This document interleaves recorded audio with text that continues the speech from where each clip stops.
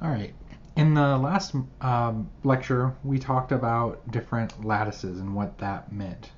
Today, we are going to talk about crystal symmetry. So we're going to build on the lattice and start to look at crystal structures. And in doing so, we're going to talk about the symmetry that those crystal structures have. So that's the goal of this lecture. Okay, so just to refresh, a crystal, again, is a solid and it contains atoms, ions, or molecules. It can be anything really, but it's arranged in a pattern that's periodic in 3D. And I showed you that three-dimensional lattice. And that was just a collection of points in 3 dimension that can be formed by translations from one point to the next in translations in the x, y, and z, or in vectors a, b, and c if we extend it to more generic. So we're going to build on that and not only talk about points, but look at the atoms, ions, or molecules now. All right, so from last time, if I just draw a simple lattice in 2 dimensions, not exactly perfect, but let's say that that's my lattice in 2D. Right? So each one of those points we can translate by a vector, and we could call those A and B, right? And so we can get to any one of these points by translations of those vectors A and B. So that's what we talked about last time, this lattice concept. So this hasn't gotten us all the way to a crystal structure, because right now we just have points associated with these, right?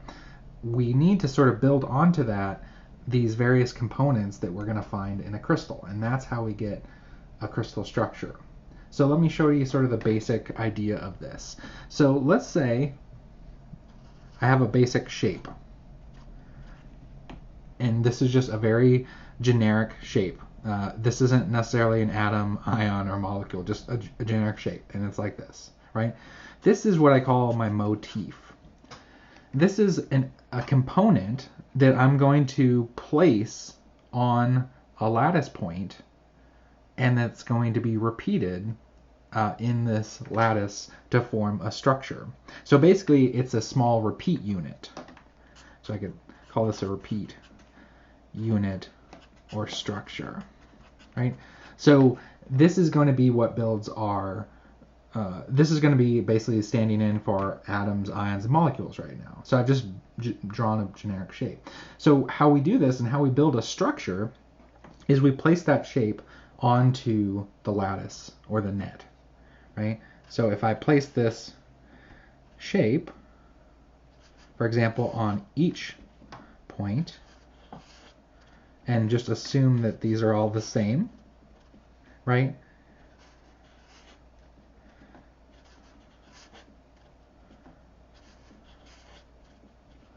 Right, so I'm just filling out the structure with this small repeat unit on each point.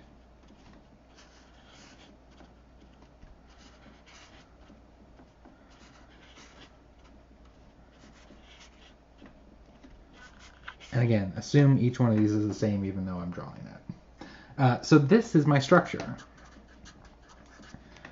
And so this is how we think of building crystal structures. We take a lattice, we take a motif, so it could be a single atom, single ion, or a single molecule, or it could be a collection of one or more of those at a given point, and that builds our structure, right?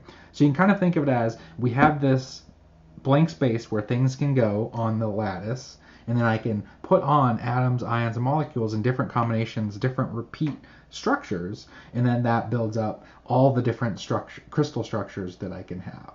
So I basically have a lattice plus a motif that's repeated in using this lattice framework, and that gives me my crystal structure, right? So that's how we're going to think about crystal structures and making those.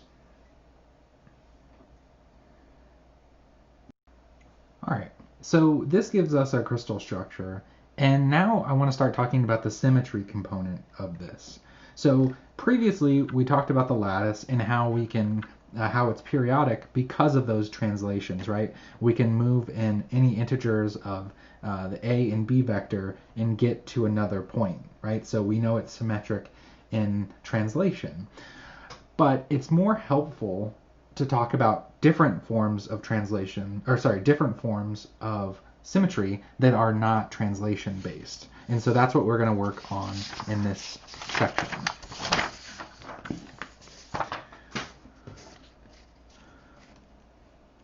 All right, so let's look at the some of the different types that we can have. So we can have an object, just a generic object, is symmetric.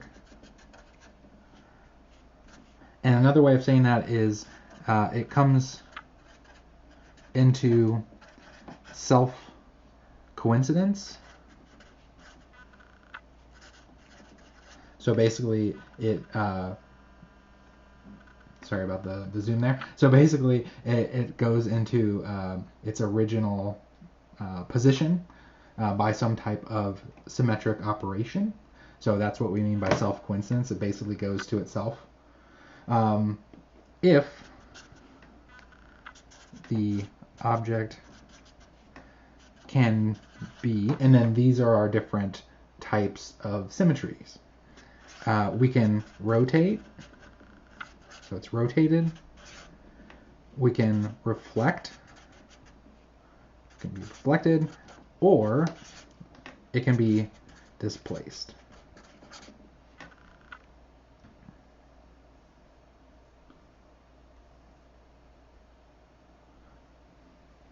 So this means that we're without changing the distances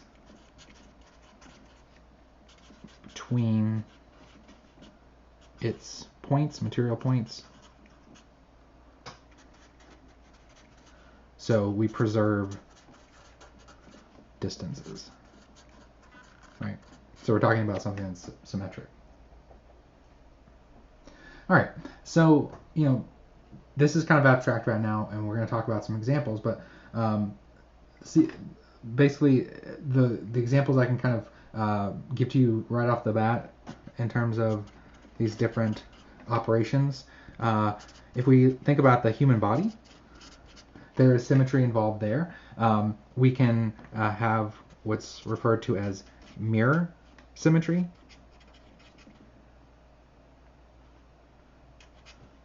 And then that's, you know, left and right halves. So you're probably kind of aware of, you know, your body is more or less symmetric left to right.